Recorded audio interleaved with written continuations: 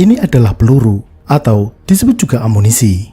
Benda ini yang memungkinkan senjata api bisa menembak.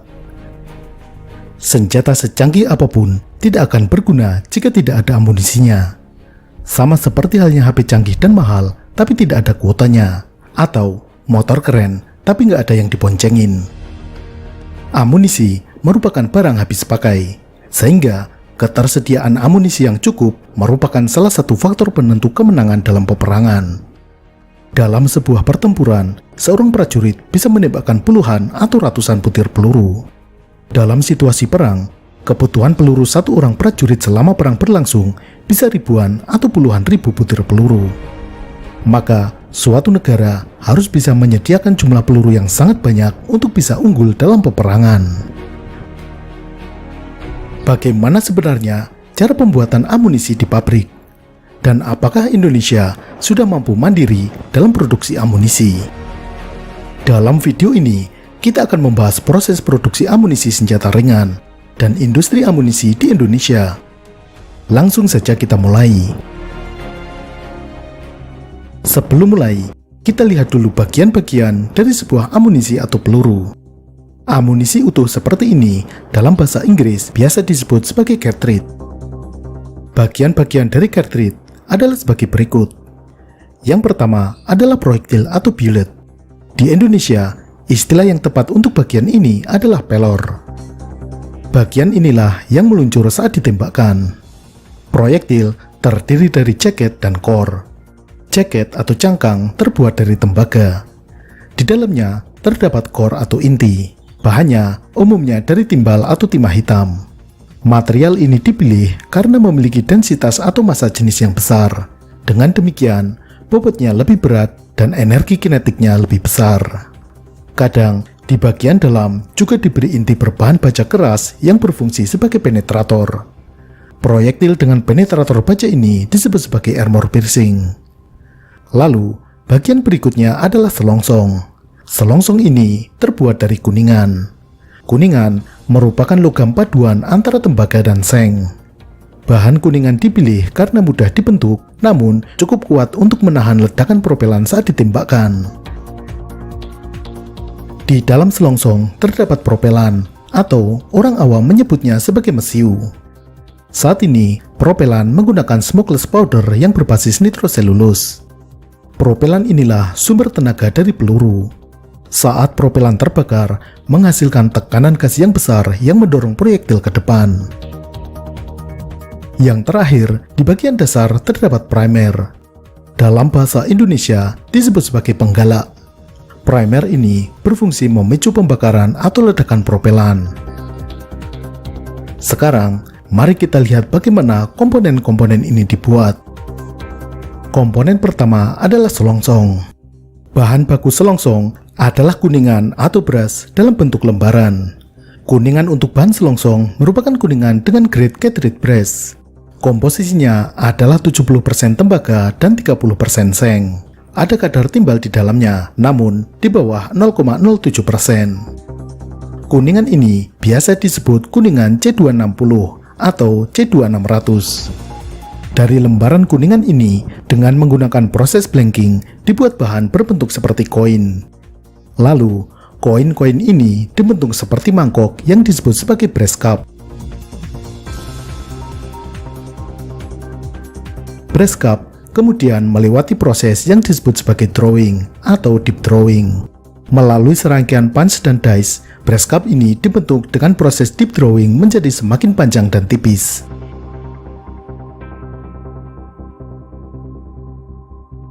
Sebelum dan di antara tahap drawing ini, kadang dilakukan heat treatment atau perlakuan panas berupa annealing. Tujuannya merubah struktur mikrologam sehingga lebih mudah dibentuk dan tidak retak. Hasil akhir dari proses drawing ini adalah silinder panjang dengan ujung rapat di satu sisi dan terbuka di satu sisinya.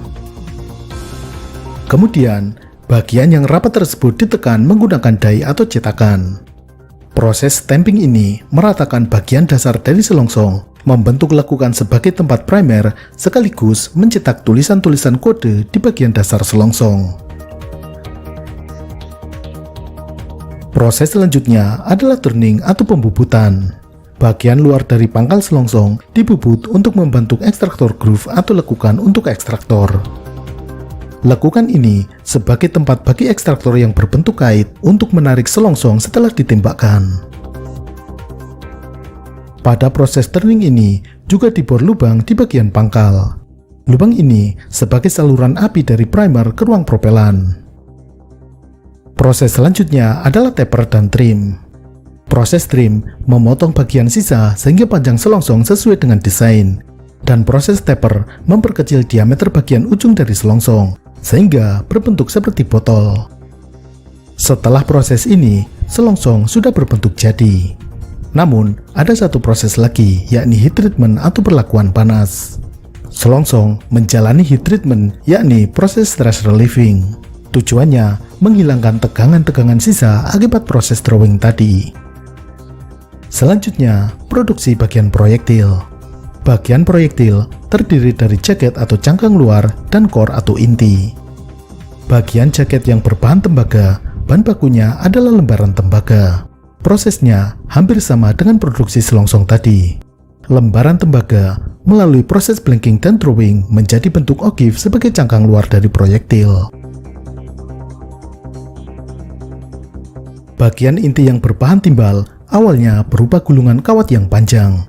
Lalu, kawat ini dipotong-potong.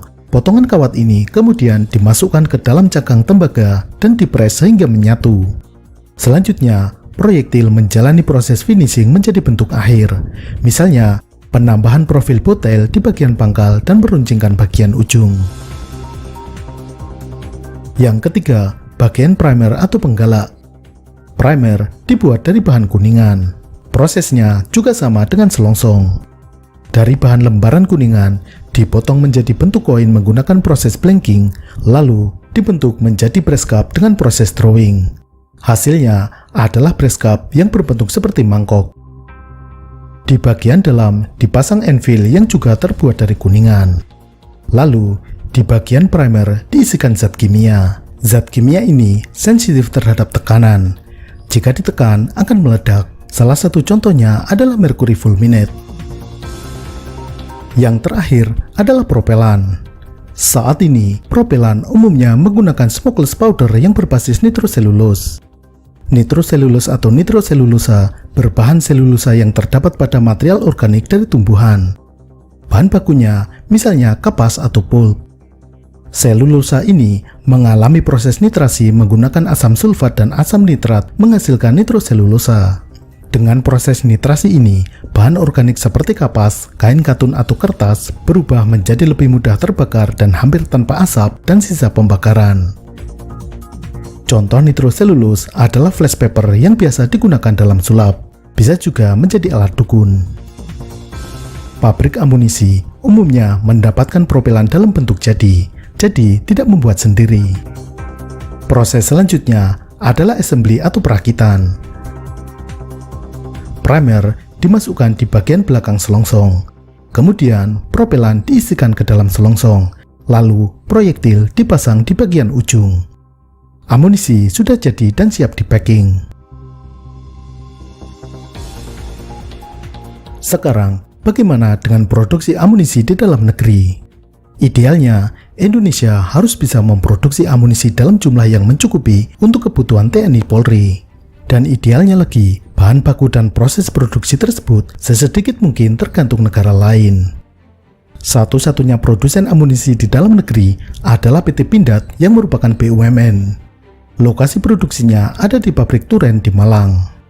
Pada tahun 2020, Pindad mampu memproduksi 400 juta butir peluru per tahun. Kapasitas produksi ini direncanakan ditingkatkan menjadi 600 juta butir per tahun. Pada tahun 2016, kebutuhan amunisi TNI per tahun adalah 114 juta butir. Ini hanya untuk latihan pada masa damai. Namun, jika terjadi perang, kebutuhan ini pastinya akan naik berpuluh-puluh kali lipat. Kementerian Pertahanan Indonesia mentargetkan pengadaan amunisi hingga 5 miliar butir hingga tahun 2023. Tentu, dibutuhkan kapasitas produksi yang lebih besar untuk mencapai target tersebut. Karena itu, Kementerian Pertahanan membuka peluang kepada perusahaan swasta yang memenuhi syarat untuk memproduksi amunisi bagi kebutuhan TNI. Salah satu yang akan membangun pabrik amunisi adalah PT Amerin Global. Perusahaan ini menggandeng 3 perusahaan dari Amerika untuk bekerja sama membangun pabrik amunisi di Indonesia. Perusahaan swasta PT Komodo Armament Indonesia juga memproduksi amunisi, bahkan dengan teknologi selongsong hybrid yang separuh bagiannya menggunakan bahan polimer. Namun, saat ini kebutuhan bahan baku amunisi di Indonesia masih tergantung bahan impor. Dari seminar melalui Zoom meeting yang diselenggarakan Dirjen Podhan Kemenhan, bahan baku amunisi sebagian besar masih diimpor. Bahan kuningan untuk selongsong diimpor dari India, dari perusahaan Rastria Metal Industries yang berpusat di Mumbai. Demikian juga untuk bahan primer dan cangkang proyektil. Propelan juga masih diimpor. Propelan ini diimpor dari Norinco China dan Thales Australia. Dari data perdagangan dunia, tahun 2020, Indonesia mengimpor propelan senilai 1,58 juta dolar dari Belgia dan Ceko. Ini menjadikan Indonesia sebagai negara pengimpor propelan nomor 34 dunia. Dari komponen amunisi, hanya inti timbal atau timah hitam yang berasal dari perusahaan dalam negeri, yakni PT Pindad Engineering Indonesia yang merupakan anak perusahaan PT Pindad. Lalu, apakah Indonesia tidak bisa membuat kuningan sebagai bahan amunisi? Sebenarnya bisa. Di Indonesia, ada beberapa perusahaan yang memproduksi kuningan. Namun, sepertinya mereka tidak memproduksi kuningan tipe C260 atau C2600 lembaran yang sesuai untuk bahan selongsong. Contohnya, produk PT Prima Copper Industry yang saat ini tersedia berupa rod atau batangan dan kawat atau wire. Dan belum ada produk dengan grade C260. Jika memproduksi khusus grade tersebut, kemungkinan harganya tidak bisa bersaing dengan produk India yang skala produksinya lebih besar. Akibatnya, amunisi Indonesia masih tergantung bahan baku kuningan dari India. Dari segi bisnis, mungkin ini hal yang wajar dan bisa diterima. Perusahaan pasti mencari sumber bahan baku yang paling murah.